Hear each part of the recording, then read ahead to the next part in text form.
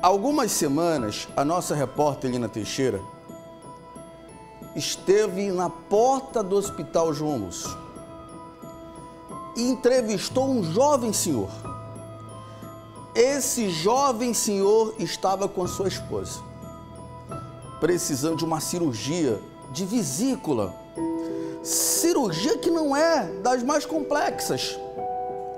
E ouviu de um médico, àquela altura, que se a sua esposa não fizesse com urgência aquela cirurgia, ela iria a óbito e iria morrer. A história é triste, é trágica e, lamentavelmente, nós vamos contar o fim dessa história. Solta a matéria, Rodrigo. Uma mulher bonita e cheia de vida. Uma esperança por trás de uma cirurgia para voltar viva para casa. Debilitada, teve dedicação total da família, mas ela não contava com a negligência do governo do Amazonas. Há 40 dias atrás, seu César já havia denunciado o descaso no Hospital João Lúcio e que sua esposa, apesar da demora, havia feito a cirurgia e o exame. A cirurgia dela era referente à pedra na vesícula, né? Que a pedra saiu da vesícula e aí a gente já estava aí há 30 dias aguardando de uma cirurgia. Então a gente saiu 7 horas da manhã, né? Aí a gente foi lá para o Delfim Aziz fazer uma CPRE, aí não deu certo, aí a gente voltou aqui para o hospital, né? Voltou para cá para tentar fazer a cirurgia. Aí o médico do Delfina me orientou que quando eu chegasse aqui no João Lúcio, era para mim fazer um barraco, fazer qualquer coisa, porque tinha que fazer a cirurgia dela, o próprio médico tinha que fazer a cirurgia dela porque era cirurgia de emergência. Risco de vida. Risco de vida. Se eu deixasse para outro dia, para hoje, que eles queriam operar hoje, no caso, hoje é terça.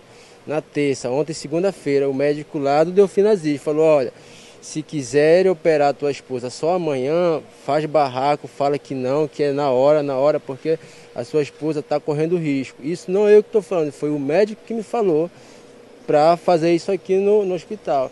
E aí quando eu cheguei aqui, o que aconteceu? Quando levaram o prontuário dela para o médico, só ia operar na manhã seguinte. Aí eu não aceitei, eu fiquei revoltado, aí eu resolvi gravar. E aí acho que meia hora depois foram lá comigo, já prepararam a minha mulher, e aí já fizeram a cirurgia dela, já está no leito agora, tranquilo, descansando. Mas após ter feito a cirurgia e dias lutando pela vida, Sandy veio a óbito.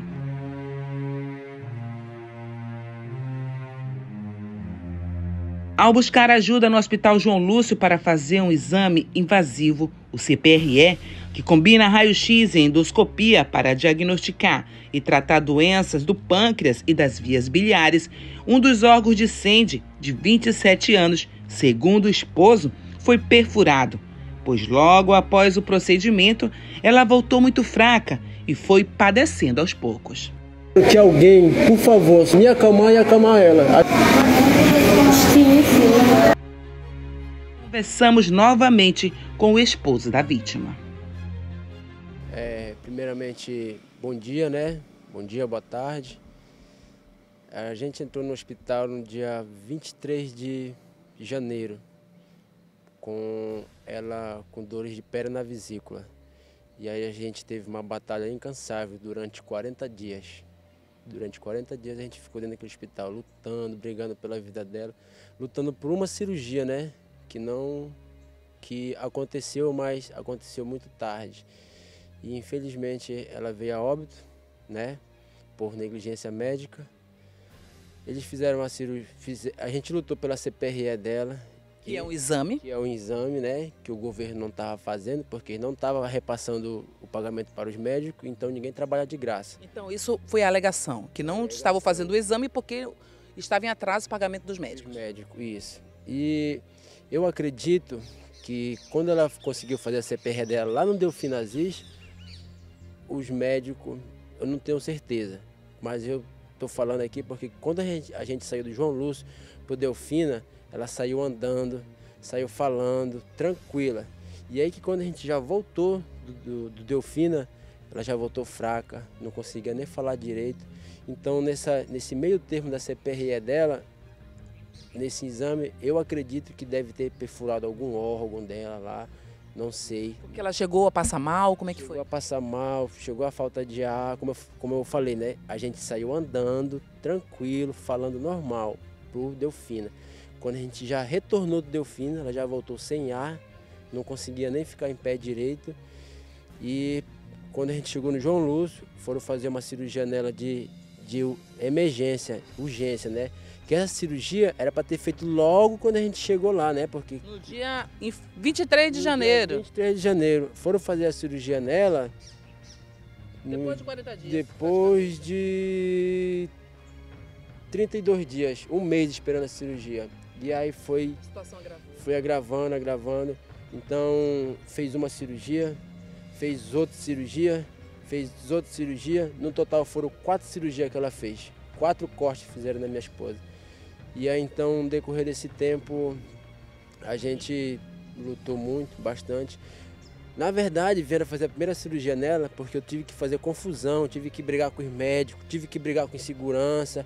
O segurança faltou me agredir lá, mas aí eu fui pra cima. Eu pedi que, pelo amor de Deus, que por favor, que alguém fosse lá, pelo menos avaliar ela, olhar lá, ver o estado dela. Aí eu falei assim, ó, minha esposa tá lá, no leito 2, esperando pra vocês ir, pelo menos medicar ela, que ela tá passando mal, tá no ponto de morrer lá. E aí assim que foram lá ver ela, a médica já viu o estado dela e aí já foram preparar ela pra cirurgia, mas já tava muito tarde, avançado. Aí veio a pedra na vesícula, aí depois alegaram pancreatite. Aí já veio outros diagnósticos. Aí já veio outros diagnósticos, já foram comprometendo outros órgãos, rim, pulmão. E aí uma coisa foi puxando a outra. E aí, infelizmente, nesse meio tempo, ela veio a óbito. Veio a piorar. Mas deixa eu te perguntar, desse momento que vocês saíram do João Lúcio, foram até o Delfina, foi depois que ela saiu do Delfina que ela faleceu? Depois que ela veio do Delfina, né, que ela já não conseguia mais nem andar, aí fizeram assim. Então ela entrou andando, falando, conversando. Saiu andando, normal. Ela entrou andando na ambulância. Aí eu até perguntei, amor, tu quer ir deitada ou tu quer ir sentada? Não, eu vou deitada que eu vou pelo menos descansando. Então deite aí na maca, vamos deitada, beleza. Então por mais de com toda essa dificuldade de saúde que ela estava passando, mas ela estava conseguindo ter uma vida normal ainda. Normal, andando, estava conseguindo comer, estava andando. Cuidando dos filhos. Cuidando dos filhos, mesmo de longe ela estava mandando mensagem para os filhos, cuidando dos filhos. E aí quando a gente retornou do Delfina, ela já voltou sem forças, não conseguia nem andar. Foi algo inesperado, porque por mais que ela estivesse com essa enfermidade, com essa doença, você acredita que ela teria muitos anos de vida ainda pela frente aí? Vida pela frente. Aí eu tenho quase certeza, no fundo do meu coração, que foi através dessa CPRE que ela fez. Houve um erro lá. Houve um erro, que deve ter furado algum órgão dela, não sei, né? Mas eu penso assim, porque não é possível que uma pessoa entre andando num hospital para fazer um exame e saia de lá numa maca, sem ar e sem força. Quanto tempo durou aí, mais ou menos? Quanto tempo lá depois que ela fez o exame para ela vir a falecer? Ela ainda conseguiu ficar uns dias ainda. Mas depois desse exame ela veio a piorar, né? Ela ficou com uma sequela na costa, que todo tempo ela reclamando, amor, minha costa está doendo, amor, minha costa está doendo, amor, minha costa está doendo. Então foi para mais de uma semana. Chegou a sangrar, a vomitar? Ela vomitava, tudo que ela comia ela vomitava. Botava. E antes não? Antes do exame não? Antes do exame, tudo que ela comia ela conseguia segurar no estômago, mas infelizmente depois do exame ela não conseguia nem a água, ela tinha medo até de beber água, porque ela botava para fora, de vomitar o que não tinha mais no estômago. Então tudo se agravou após esse exame feito lá no Delfina? Após o exame, que é a dita CPRE, né? Que a gente lutou tanto pela CPRE para conseguir, e aí quando a gente conseguiu, aconteceu tudo isso, né? Se eu soubesse que fosse dessa maneira, eu não tinha... Eu preferia ficar sem fazer o exame? Ficar sem o exame, mandava fazer a cirurgia de barriga aberta, tirava a vesícula dela, tirava a pedra, e aí tudo se resolvia. Mas depois desse exame, aí que as coisas vieram desandar, né? Então, após a morte da Sandy, ser ali declarada pelos médicos, Você tentou falar com algum diretor, falar com o médico, para ele te dar alguma explicação, já que ela estava esse tempo todo ali, lutando pela vida e resistindo aos poucos, e após esse exame ela até ter vindo a óbito. Você conseguiu falar, ter alguma resposta da saúde do Amazonas, da Secretaria de Saúde? Alguém chegou com você falar sobre isso? Ninguém. Quando a gente ia atrás, as pessoas se escondiam da gente. Quando a gente ia questionar eles achavam que a gente estava sendo ignorante, sendo bruto com eles, né? E, infelizmente ninguém veio me procurar. Só o médico, porque ela veio falecer 6h30 da manhã, né? Porque geralmente todos que morrem praticamente, que estão na UTI, só morrem na hora da troca do plantão, né? Só na hora da troca do plantão, que é 7 horas. Ela veio falecer 6 horas. Aí o médico, eu vim receber ali, estava dormindo em casa, que não pode ficar na UTI, né? O que eu vou ficar fazendo lá? Não pode ficar na UTI, então eu vim para casa, que eu estava muito cansado, um pouco debilitado, de estar tanto tempo no hospital. Aí eu vim para casa. Aí quando foi 6h15 ou 6h40, 7 horas, eu recebi a ligação. Que eu tinha que comparecer no hospital com os documentos da minha esposa, que ela tinha falecido. Aí eu recebi essa ligação. Tu recebeu essa triste notícia? Por ligação eu recebi. Como é que tu se sentiu sendo informado? Ei, tua esposa ligou, morreu, vem aqui, traz o documento dela. Foi assim? Me senti em choque, né? Eu não estava acreditando. Eu tive que ver para me poder acreditar, né? Que infelizmente essa notícia foi pesada para mim. Aí tinha um médico lá que ele tem todo o meu respeito. Um médico, ele teve todo o meu respeito, que teve a atenção para ela necessária lá. Ele tentou fazer o que ele pôde, mas infelizmente ele não conseguiu reverter. Eu acredito que se ele tivesse pegado esse caso antes, ele tinha salvado a minha esposa. Eu não sei se pode citar o nome, que é o Dr. Marcelo. Esse médico aí, ele tem o meu total respeito, porque ele fez o que ele pôde, que estava ao alcance dele. Que ele foi muito sincero comigo: olha, meu filho, eu já peguei teu caso pela metade já, meio caminho andado, o estado da tua esposa já estava avançado, aí pegou pancreatite, aí o rim já foi parando, aí já Se ela tivesse sido atendida, então, há 40 dias atrás, por esse médico, você acredita que hoje ela estaria viva? Com certeza absoluta que ela estaria viva, que ele tinha salvado a vida dela, porque esse profissional, ele foi diferente dos demais, porque tem médico ali que trabalha só pelo dinheiro e não pela saúde do amor, pelo amor, que fala, eu vou trabalhar pelo amor. Não, infelizmente tem médico ali que só trabalha pelo dinheiro. Às vezes a gente vai questionar o médico, vai perguntar alguma coisa, ele vai falando contigo andando, correndo, ele não para te dar uma explicação concreta ali. Olha, está acontecendo isso. Não é. E para completar, ela teve MC, morte cerebral, entendeu? Morreu de morte cerebral, e aí o coração estava batendo, né? Aí depois... Veio outros diagnósticos aí. Outros diagnósticos. Infelizmente ela não... Só para finalizar a nossa entrevista aqui, César, você falou que esse exame, ele acabou indo pesquisar, se informou com outras pessoas, que esse exame que ela fez, ele dura em média no máximo 3 horas. E com a tua esposa chegou às 8 horas de exame. Eu lembro benzinho. Era na hora do almoço, né, lá no hospital. Aí, olha, já tá na hora de levar a tua esposa. Aí, vamos. Aí a gente entrou ela entrou, vou ressaltar de novo, ela entrou andando. Peguei na mão dela, aí a gente foi andando, entrou na ambulância. Eu perguntei: amor, tu quer ir sentada ou tu quer ir deitada? Não, amor, eu vou deitada aqui, que é pra me descansar, né, pra me relaxar. Então tudo bem. Aí a gente foi, ela entrou andando no Delfina, e aí já saiu praticamente morta de lá. Aí a gente ficou no hospital, conseguiu fazer a cirurgia dela no mesmo dia. No Delfina ela levou uma anestesia geral, aí chegou no João Lúcio, levou outra anestesia geral, né, 2, para poder fazer o corte nela. E aí eu fiquei lá esperando. Aí ela saiu, aí os médicos falaram que estava tudo bem, que a cirurgia foi um sucesso. Aí beleza, concordei. Aí ela teve uma melhorazinha, aí 2 dias depois ela começou a passar mal, e aí abriram ela de novo.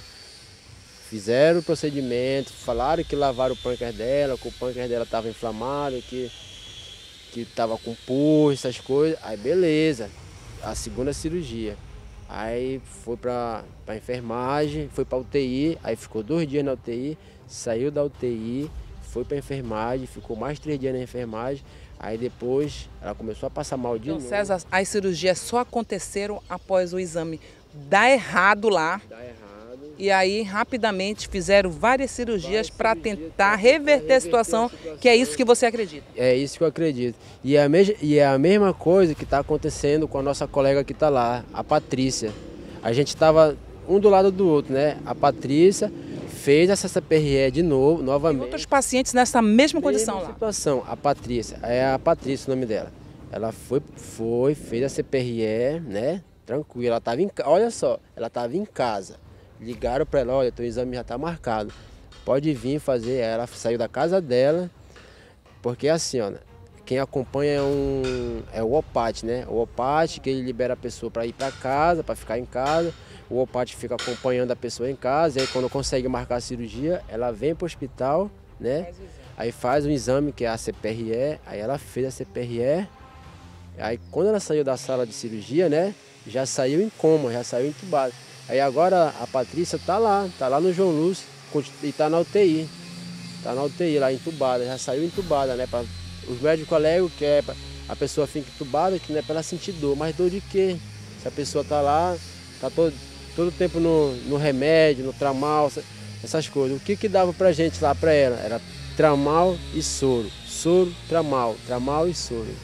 Nada mais. Cindy é apenas mais uma vítima da saúde do Amazonas, que entra nas estatísticas, que morre jovem por não ter condições financeiras e tem a vida ceifada pelo governo, que a abandonou quando mais precisou e só pôde contar mesmo com o companheiro que lutou até o fim para que ela não morresse. Se pudesse mandar um recado agora para o governo aqui do Amazonas, Secretaria de Saúde, que são responsáveis pela saúde pública aqui do estado, o que tu falaria para eles? Eu falaria para eles que vamos ter mais responsabilidade com a população, né? Com a população do Amazonas. Porque prefeito quer estar viajando, governador... O governador está cheio de fazenda lá para o estado, para o estado do Pará, né? Se ele pegasse esse dinheiro que eles roubam da gente, que a gente paga vários impostos a gente paga, vamos investir na saúde pública, vamos investir nos hospitais, eu acredito que isso não teria acontecido. Aí o governo fala que o Hospital Delfino Aziz é um hospital de referência. Mas como um hospital de referência? Se quando a gente chega lá, está lotado, um monte de gente atrás de exame, não consegue marcar exame, não consegue fazer nada. Como é assim um hospital de referência? E no teu caso, foi fazer um exame e a esposa acabou ainda falecendo. Acabou falecendo. Infelizmente ela veio a óbito, deixou 2 crianças pequenas, o Cauã de 5 anos e a minha filha de 2 anos, um casal. Aí a mãe dela está lá com meus filhos, desamparada, né? É uma situação triste e revoltante ao mesmo tempo. A gente só pede que o governo tenha mais empatia com a população, que na hora da tempo de campanha, de eleição, e aí todo mundo rindo, aí vai dar tudo certo, aí pega na mão e beija, abraça, e aí visita as comunidades, mas aí depois que ganha a eleição, some, ninguém vê mais nada. E é isso que acontece.